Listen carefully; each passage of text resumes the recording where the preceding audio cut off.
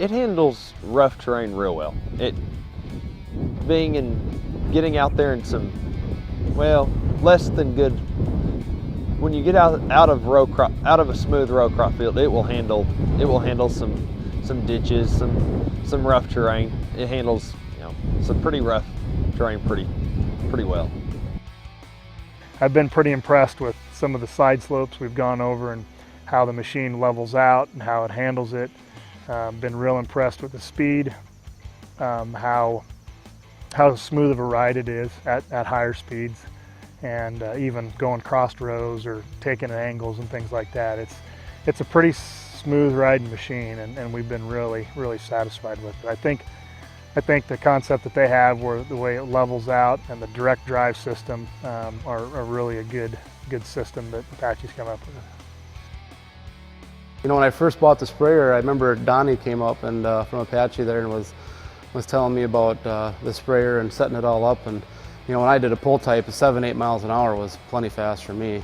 And Donnie just kind of laughed and said, "Oh, you'll be going 13, 14 before you know it." And I said, "Oh no, just set this thing up for 8, 9. That's all I need." Well, it wasn't a month later. I had the thing wide open, 16 miles an hour in a big 300-acre field, you know, and yeah, it handles pretty well. We do have some roller ground, and you get some waterways, and yeah, I never thought I'd be spraying at 13, 14 miles an hour, and whenever I can, I do now. So.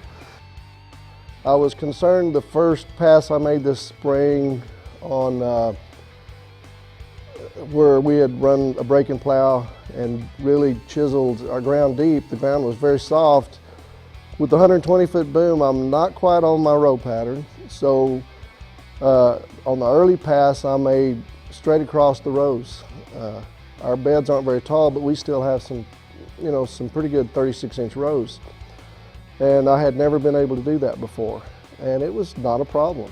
And it kind of surprised me, you know, to be able to do that with the machine. And very comfortable.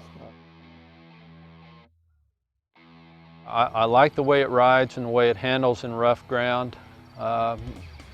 There are sometimes big enough obstacles to test everything that it's got, but it has been up to the test so far.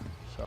You don't notice the rough stuff unless you happen to hit a hole, like an animal dug a hole. You'll feel that, but other than that, you don't feel the bumps or you don't feel the drill rows. And you can watch the front axle. It just dances all the time, but it's got the right suspension, and the rear end does too. It's a good ride.